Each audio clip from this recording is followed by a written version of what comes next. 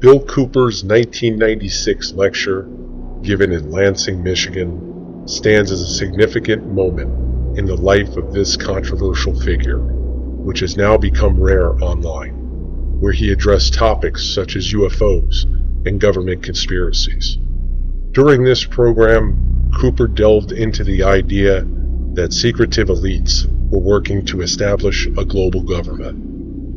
This is referred to as what we have come to know today as the New World Order, which he saw as a grave threat to individual freedoms and sovereignty. Freedom enough. That's what makes this country great. It's not diversity, it's freedom. Bill Cooper.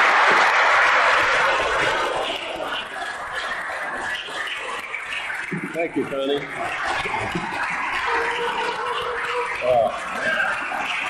Thank you.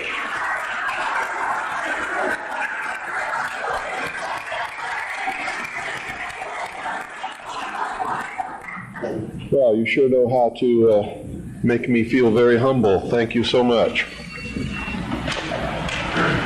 I think one of the biggest misconceptions in this country is what this country is all about, who founded it, for what purpose, and most specifically, what it is that we're all looking for. I'm going to try to clarify some of those, and in doing it, as always happens, someone's going to be angry with my definition of some of these things. I've traveled all over the country. I've talked to probably hundreds of thousands of people individually over a lot of years. I broadcast a radio show that brings me thousands of letters every week. I administer the world's largest and most successful civilian intelligence gathering operation in the world, which makes me privy to an awful lot of information that none of you will ever see, and there's so much of it I can never present it in a form that you would be able to look at it and digest it. So that puts a pretty big burden on me and the people who work with me in the intelligence service and in the CAGI News Service in order to digest this information, analyze it, and be able to present to you what we believe, and this is a subjective judgment, what you can digest and what you need to know at that particular time.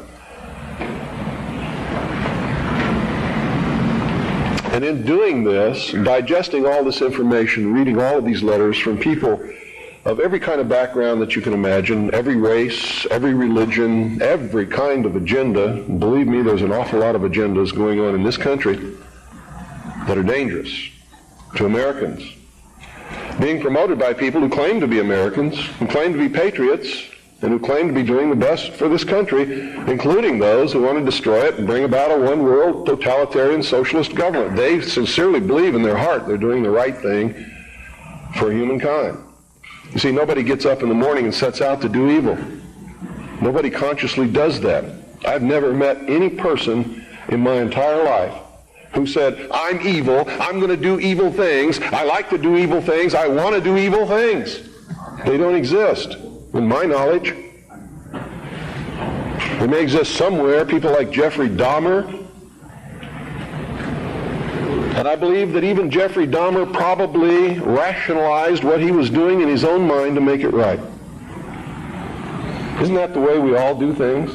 Even if we do something wrong and we know we're doing something wrong, don't we attempt to rationalize it in our own mind and to our friends to justify what we're doing? So I believe it's a great fallacy to set out to brand those whom we disagree with as being evil people. The result of their actions we may perceive to be evil. We may perceive it to be bad. But I guarantee you those people don't see it that way.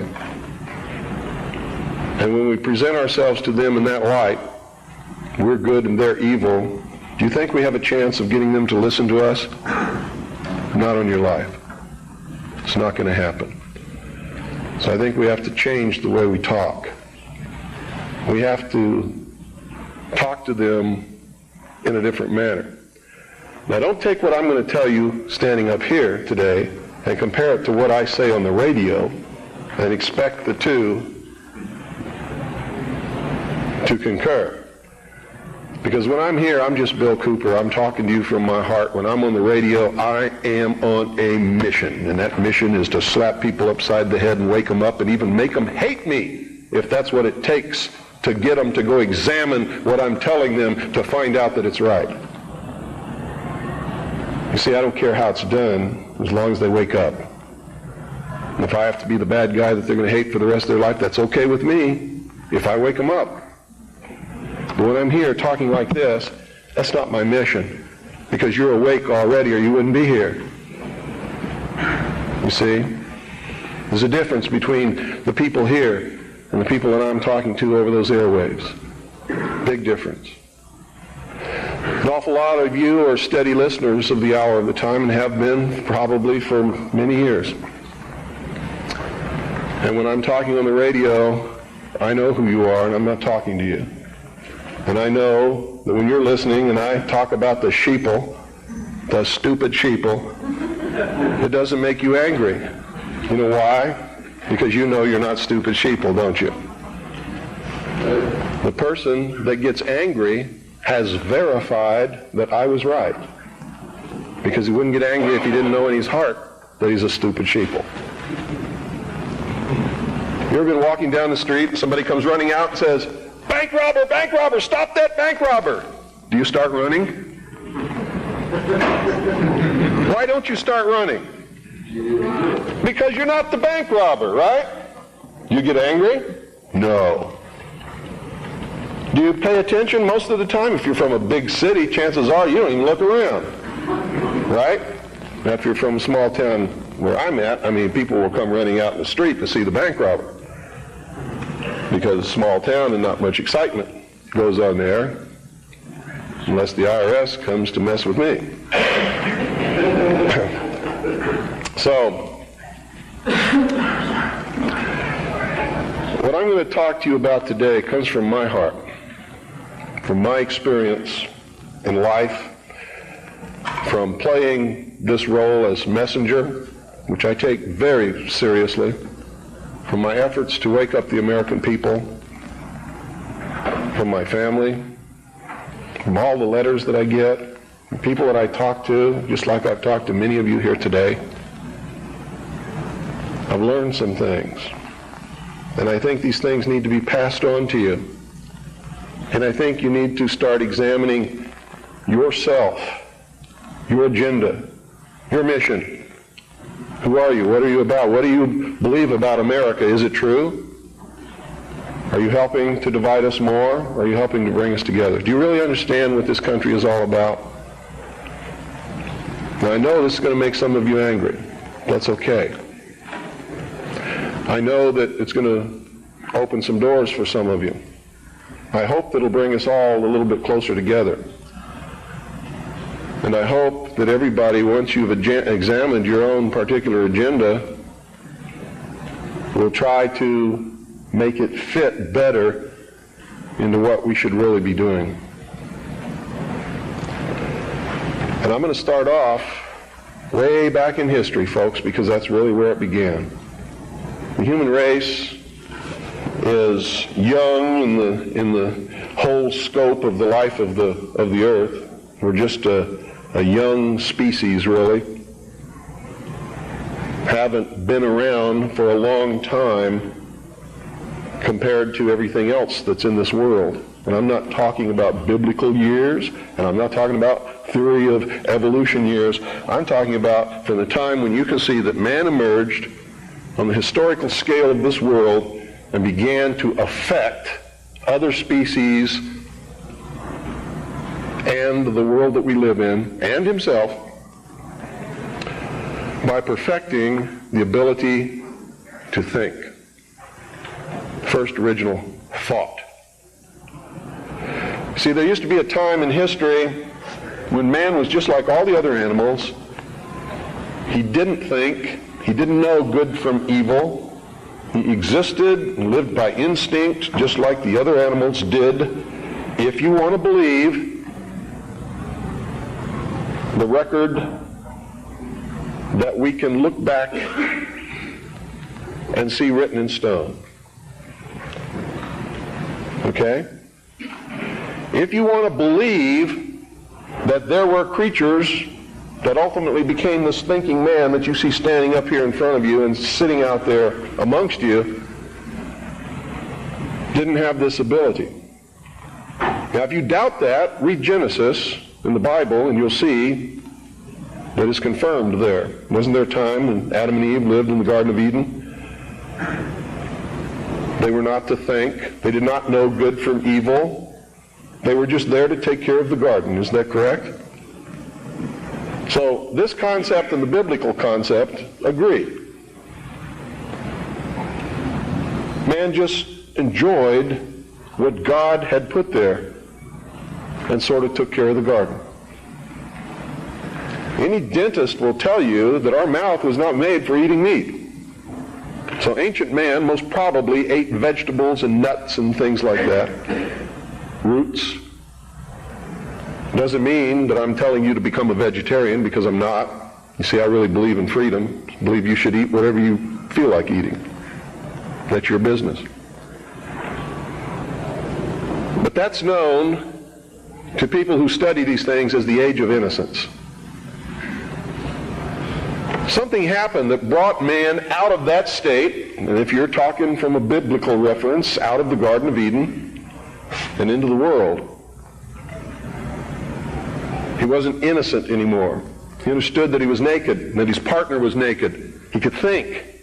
He could look around. He knew when something was good and when it was bad, just as we all do here.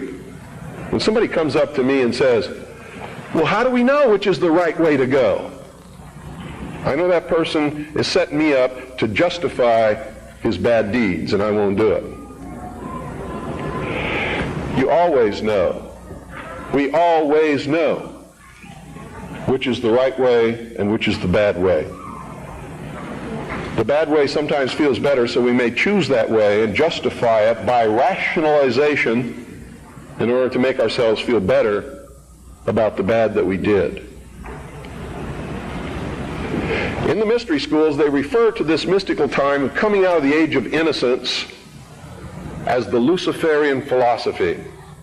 I've tried to illuminate you with this for years on my radio broadcast. In the Bible or in the church, they talk about the fall of man.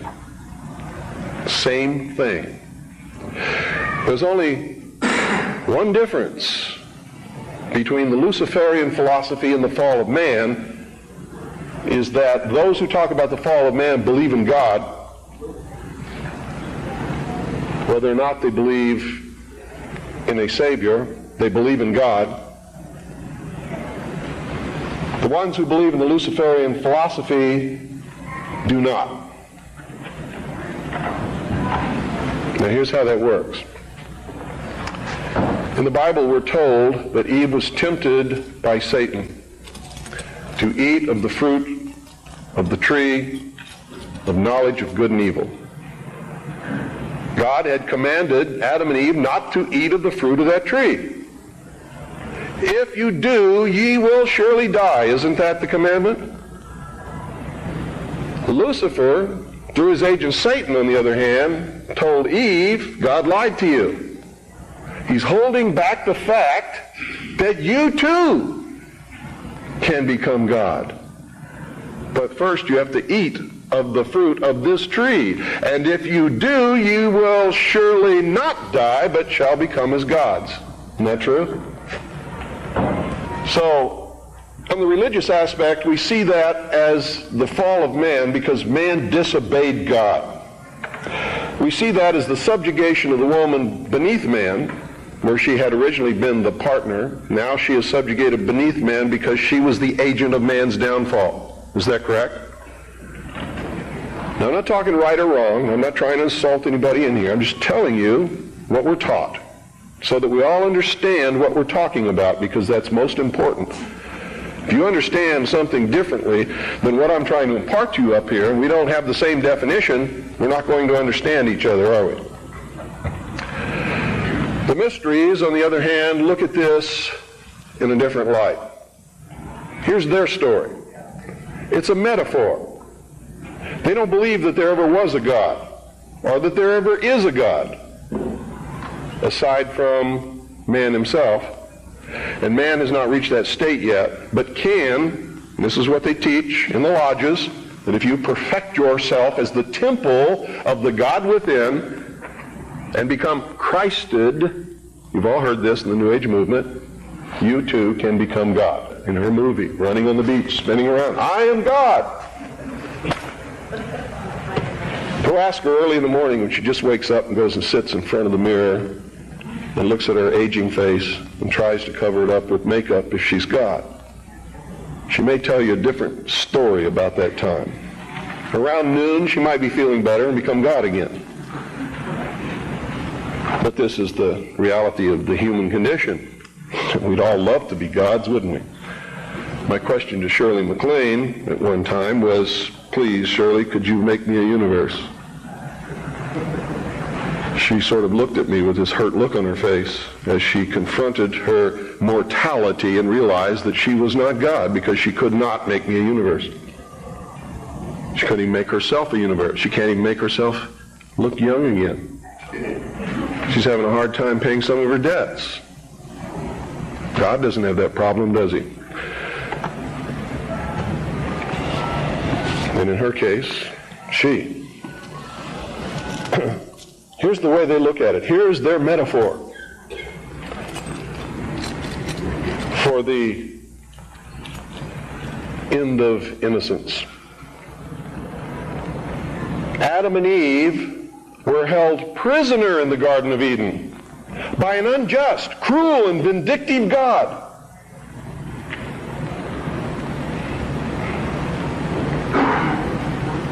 Until Lucifer, through his agent Satan, set man free from this garden by giving him the gift of intellect.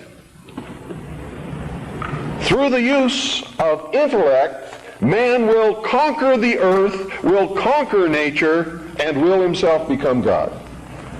It's taught in every Masonic temple in this land. Every secret brotherhood, every secret society, every mystical temple, every occult organization teaches the Luciferian philosophy.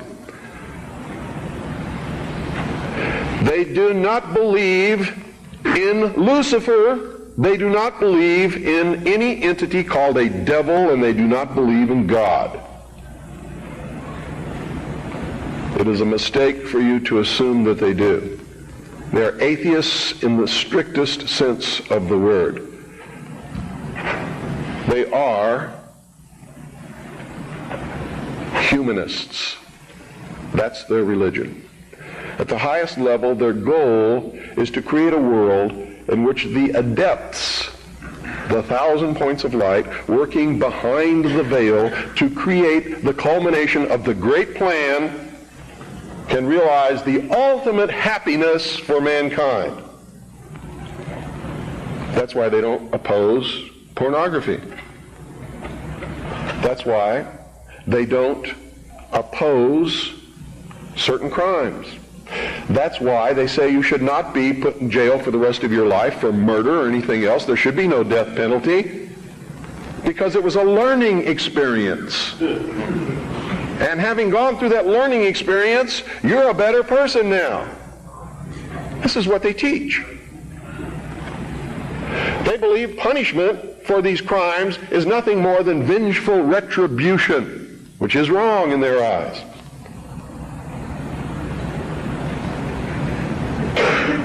So these are really the two philosophies that we have competing with each other in the world today. Who brought man the gift of fire? Prometheus. Who was Prometheus? Lucifer. What was the gift of fire? Knowledge, intellect. Hasn't man created industry, culture, society, science from the use of one solitary thing? Fire. Without fire, none of it would have occurred. None of it. Nothing There would be no society without fire. That's how it's represented in the ancient myths and in the mysteries. How art thou fallen from heaven, O Lucifer, son of the morning? What is it represented as? A bolt of lightning struck a tree. The tree burst into flames. Ancient man, if you watch the movie Quest for Fire, rushed up and grabbed one of the burning branches, and it burned his hand, and he let it go. He probably didn't go any farther than that the first time. Second time, he may have found a deer that had been roasted by the heat of the fire in the forest. And being hungry, maybe he partook of some of that meat and found that it tasted pretty good. Also, the fire was warm and didn't get cold at night. And this is where the whole battle between the forces of light and darkness comes from. Man sat up on a rock one night watching the sunset and said, "Boy, I'm in deep trouble now. I can't see in the dark. There's wild beasts out there. There's tigers with teeth 7 inches long that want me for dinner. What am I going to do?" He didn't know what to do.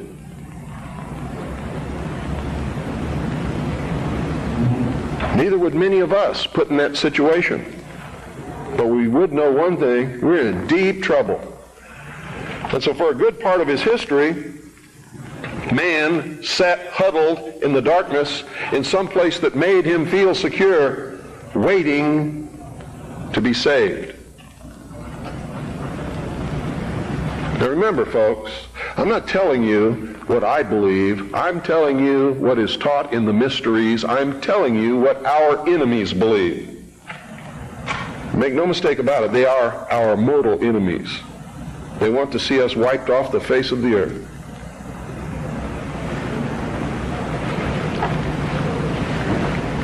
Man huddled in this darkness, fearful, trembling, cold, hungry. And around about he could hear the beasts roaring. And sometimes they were roaring because they were after him. And sometimes he was eaten.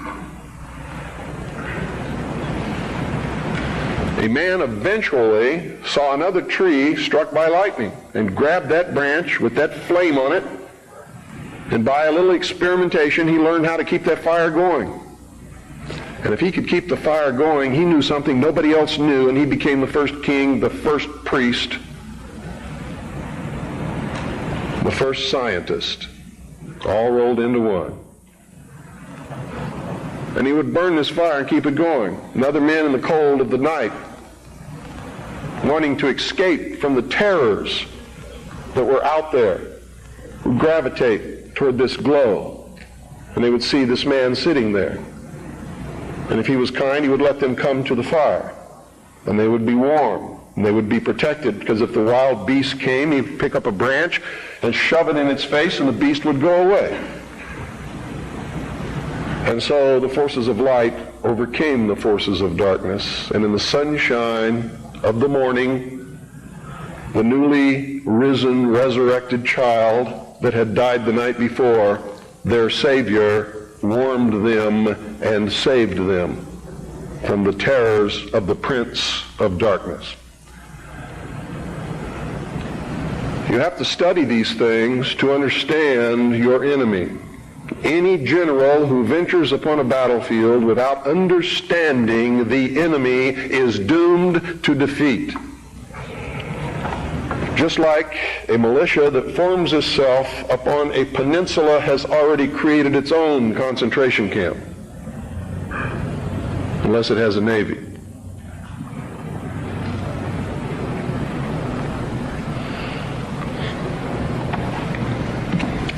Damn good militia, I might add.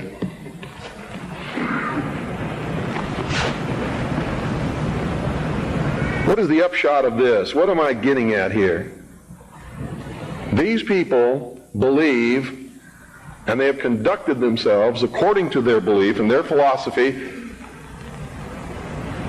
since the very dawn of man. These people learned how to control others through the use of a hidden knowledge. This ability to keep that fire going was a technology that nobody else knew.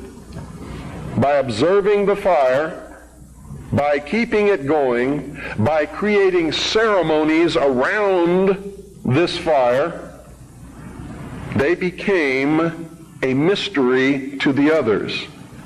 A mystery always holds sway over those who don't understand it. And the priesthood was born.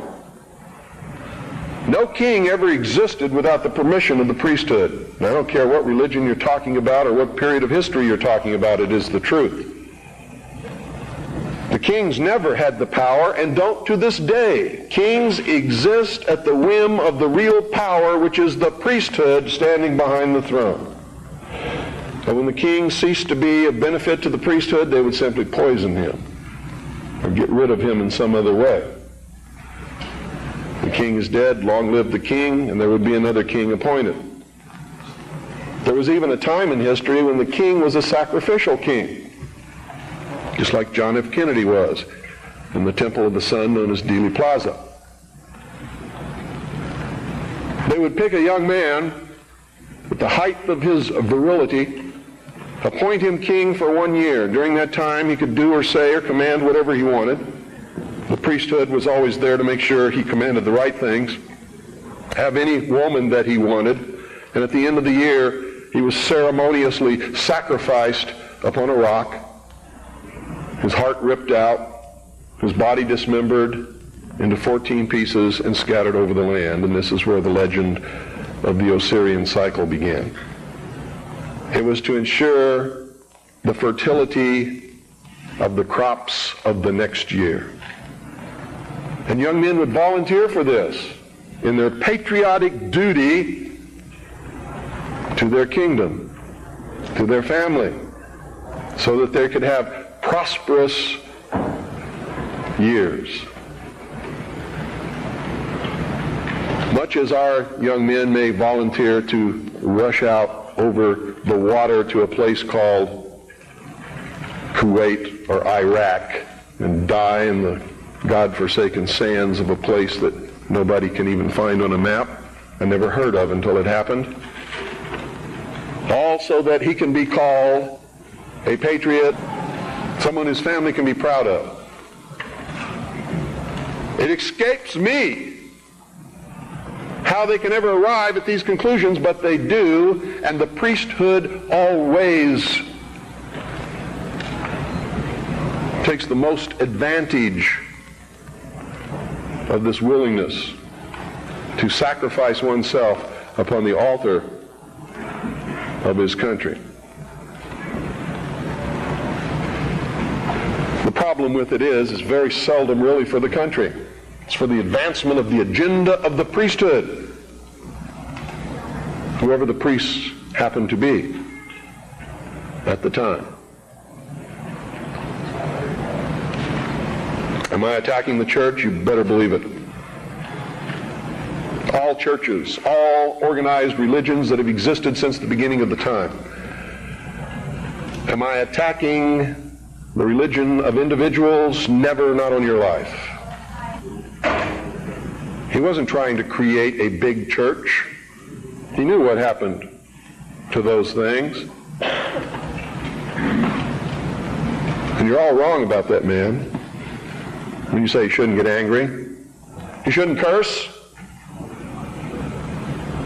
you shouldn't do things that upset other people, because that's what Jesus spent his whole life doing. He threw the money changers out of the temple. Don't you think that made some people angry? Don't you think it was rude to walk up to somebody's place of business, smack them in the mouth, grab their table, and throw it out the door? What about the time he cursed the fig tree? You know, pious Christians sometimes make me very angry. They don't even know Christianity. They don't know the man they're following. He was a revolutionary. He was a dangerous man. And by God, so am I.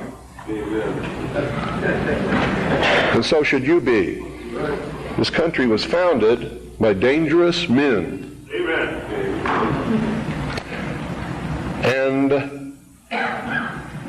the moment the people in this country cease to be dangerous men, it's going to be the day we cease to have a country.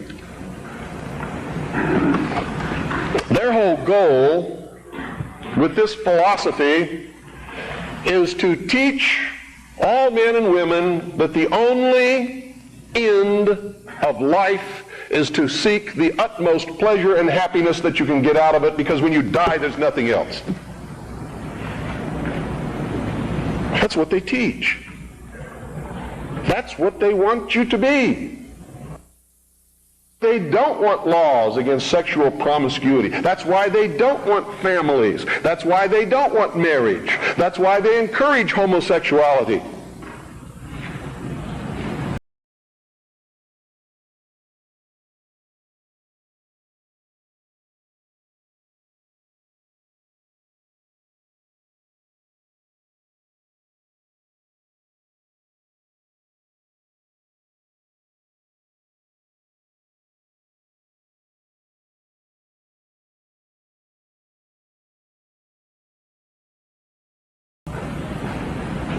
That's why you're losing the war.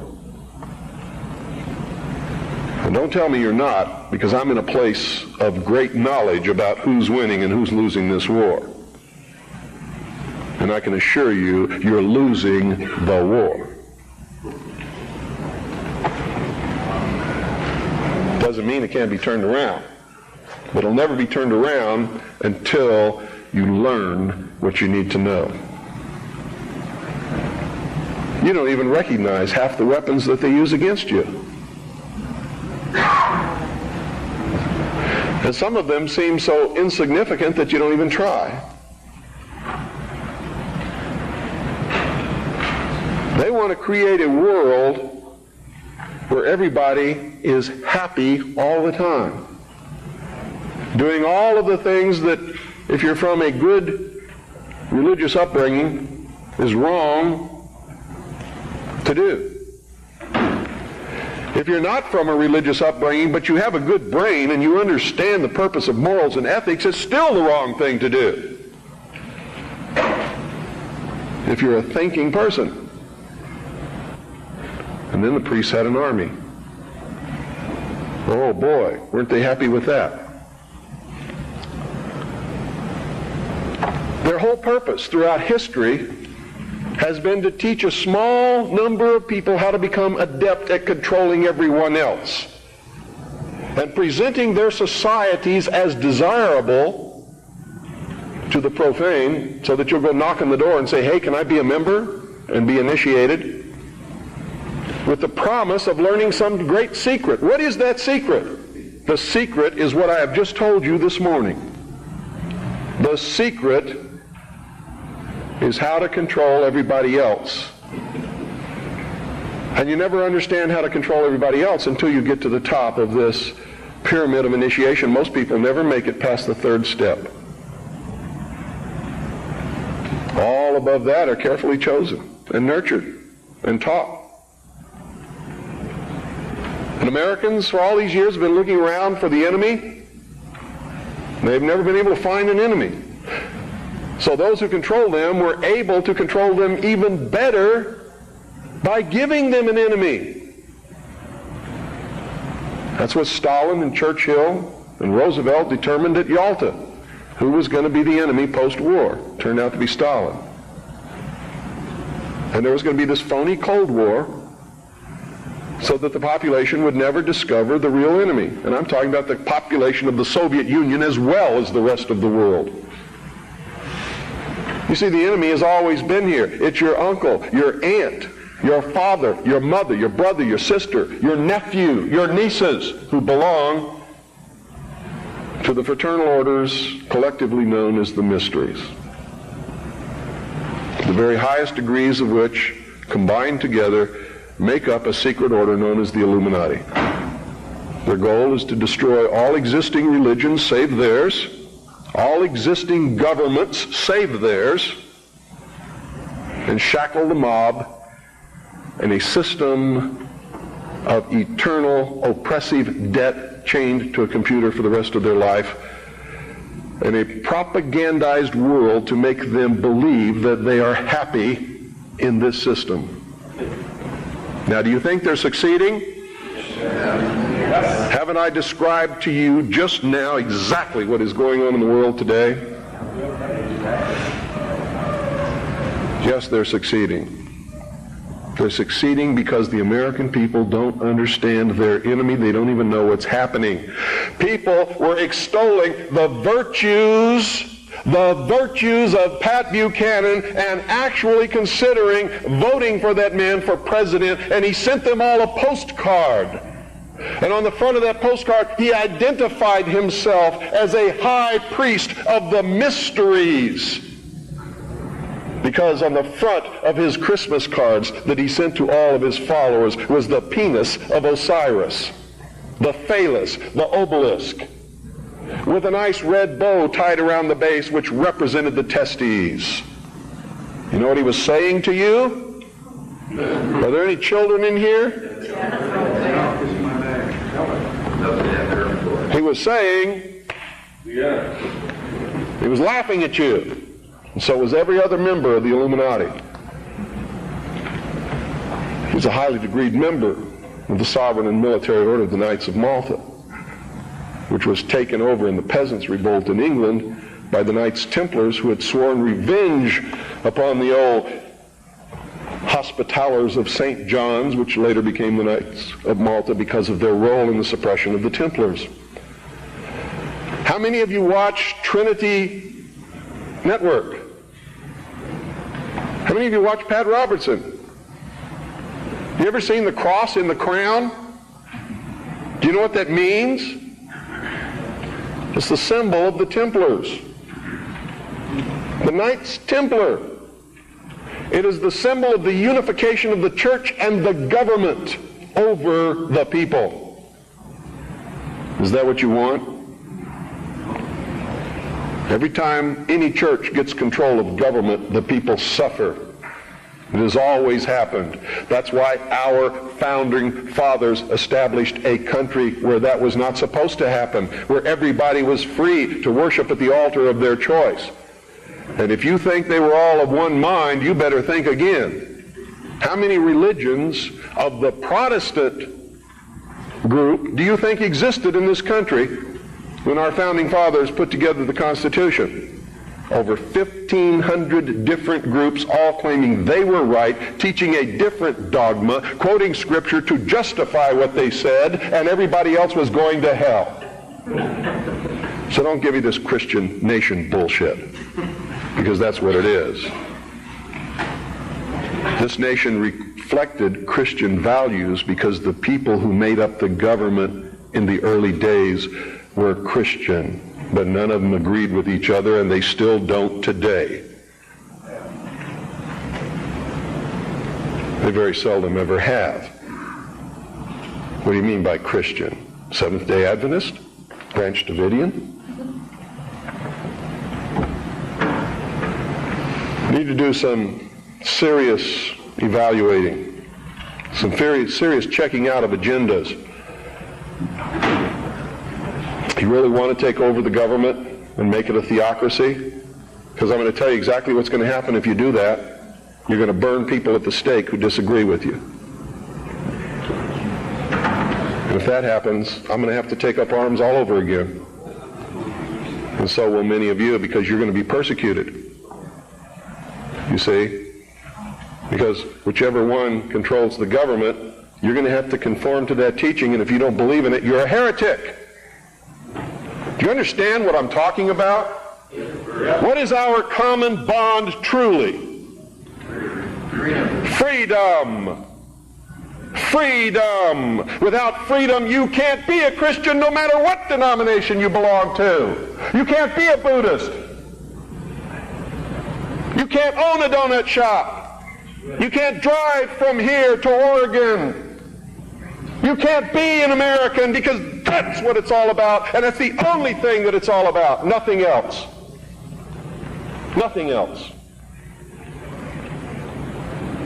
It's about freedom. Freedom. Only freedom.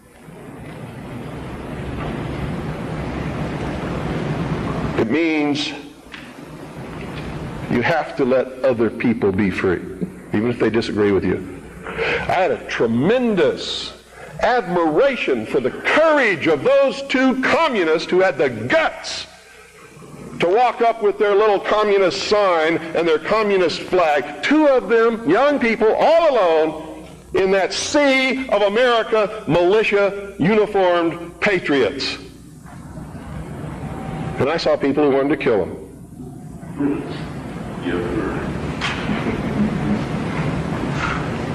You know, I don't like their philosophy. They're misled, misguided. Communism is a terrible thing. But they had guts. And I had a great respect for them. And I believe in freedom, which means there is no way in the world that we could have had that meeting on your State House grounds this morning unless they had the right to do what they did. Then you had better understand that. Because if you stop them from having their freedom to make their political statement, you have stopped yourself. You have stopped everyone. And that must never happen in this country. It must never happen in this country. Because if it does, there'll never be another congregation like this, and you'll never hear me speak again because I'll be dead. And so will most of you. This country's about freedom. Because only with freedom can you have all of the other things that everybody professes that they want. It's the only way it can be done. I hear all kinds of misconceptions and misstatements. I have the freedom of the press. No, you don't. No, you don't. The man who owns the press has the freedom of the press. And he can say in his press whatever he wants, but you can't.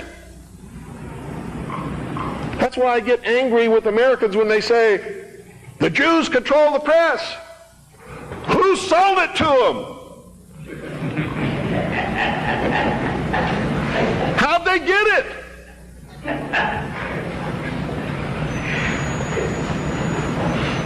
You want the press? Start a press. You want to be on the radio?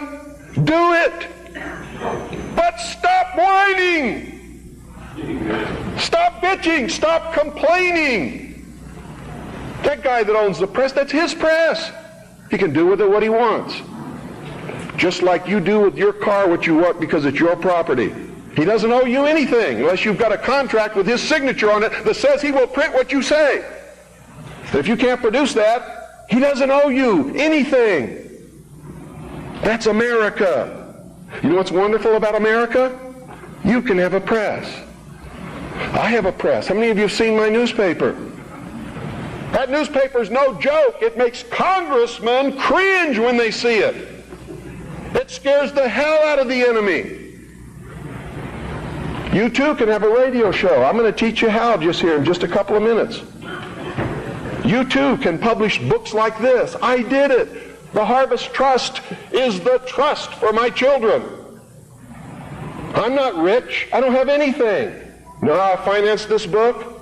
I sold copies before it was printed to people who believed enough in me to buy them. I don't have any money. I have my family. And that's all the wealth I ever need. I don't make any money from my radio show. Veritas has operated in the red from the beginning. It probably always will. But I got something that you don't have. I have a free press. It's mine. And I get to say what I want. And I get to publish what I want and print what I want because it's mine. And I'm free. And it's my free press. That's why I don't care if somebody calls up my radio show and says they don't like what I say. Screw you. Get your own show.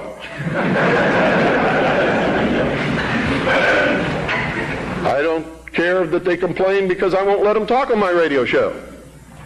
Screw you. Get your own radio show. This is mine. Belongs to me. I don't have any contract with you. I don't owe you anything. I was speaking in California one time. A lady stood up in the middle of the crowd and said, "You make me so angry. You're a terrible man. Why didn't you tell me this years ago?" She was lucky I was telling her then. I didn't know her anything. But she blamed me because she didn't have the information that I was imparting to her on that day years ago. And I had it years before that. I didn't know how to do it. I would have. Oh, God, I would have. You don't really understand sometimes what a terrible burden it is to know some of the things that I know and try to wake people up and impart this knowledge to them and find out that they just have walls built in front of them. They want to be slaves. But we're making some chinks in those walls. You too can have a free press, and that's what it's going to take to get this country back without bloodshed. And I'm going to tell you right now, unless we can be successful in creating a real free press where the American people get different viewpoints other than those expressed in the establishment-controlled media, there's going to be a civil war in this country, and it's going to come soon. The only thing that can stop it is by waking up vast amounts of sleeping people.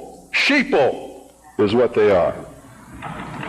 They are following the Judas goat right into the shearing pins, and from there they will go to the slaughter, and they will not know that anything is wrong until they smell the blood of the sheeple in front of them.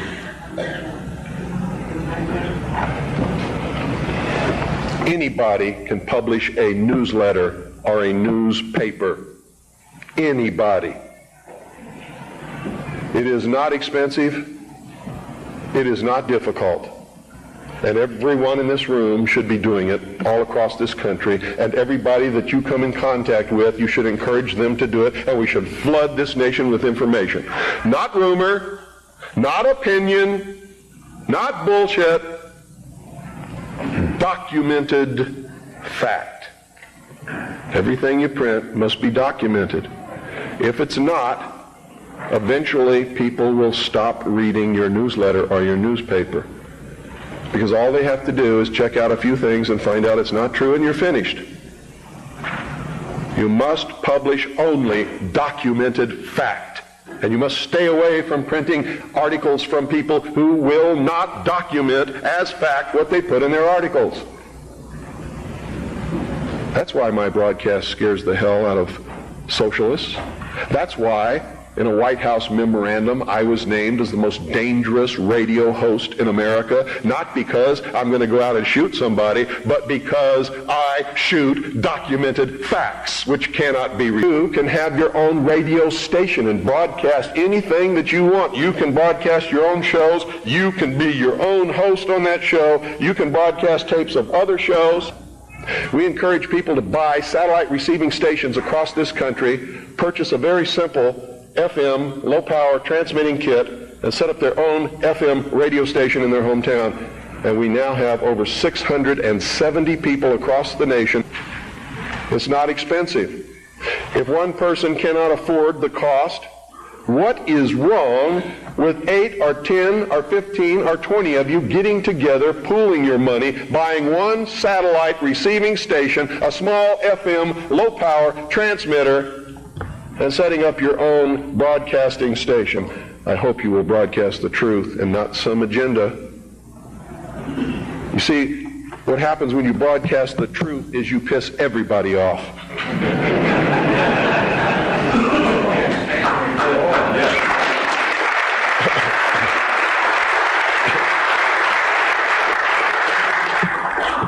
If you don't have my address, I want you to write it down. It's the Harvest Trust. P.O. Box 1970. I'll repeat it a couple of times. Eagar, Arizona. Eagar is spelled E-A-G-A-R.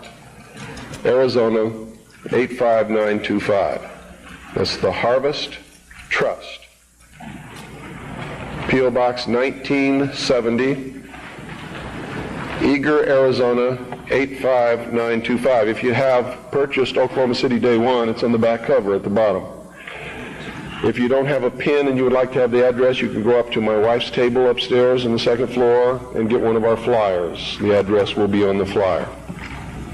And all you have to do is purchase that equipment, set it up, hook it into the satellite receiver, and you're on the air with your own radio station within just a few weeks.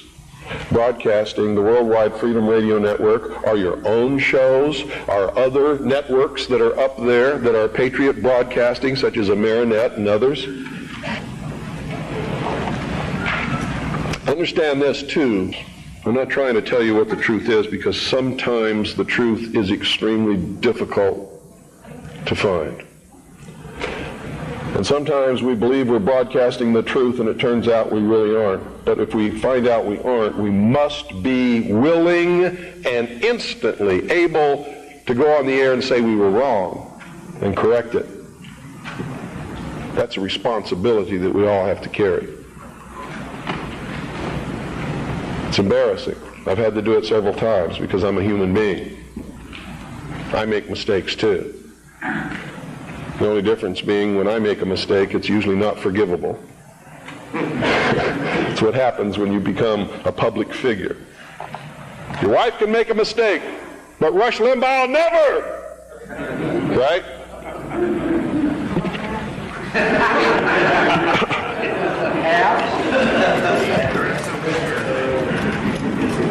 I want you all to get interested in this. All of you should be publishing a newsletter or a newspaper. All of you should be documenting what you publish.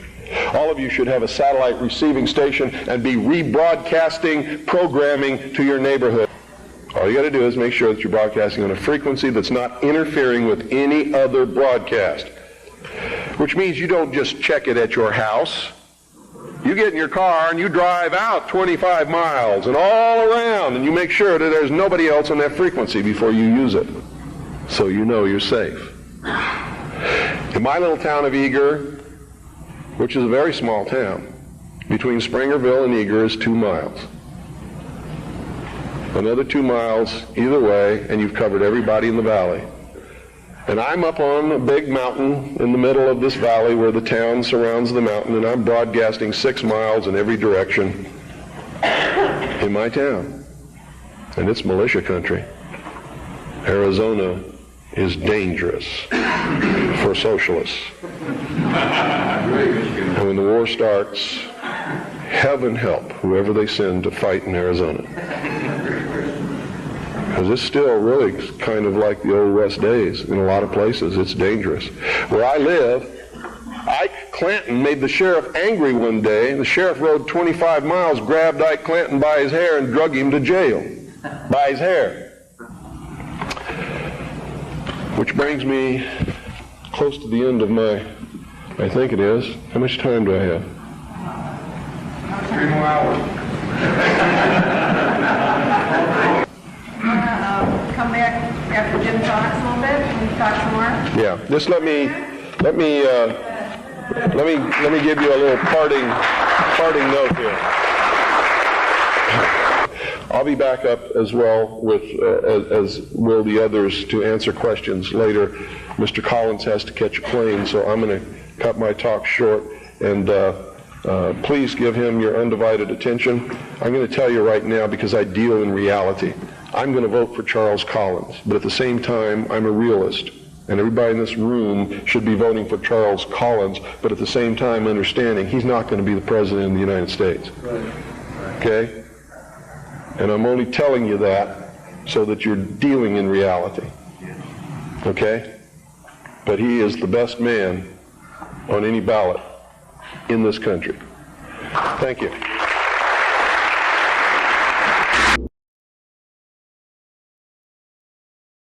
In the years since this lecture, Bill Cooper's legacy has been both celebrated and criticized. Some see him as a crusader for truth, challenging the official narratives and exposing what he believed to be hidden agendas. Regardless of one's perspective, this lecture serves as a historical artifact of a time when alternative worldviews were gaining traction in the public consciousness. Reviewing this video today, while comparing where our country is 27 years later, proves there's always something to be learned from history.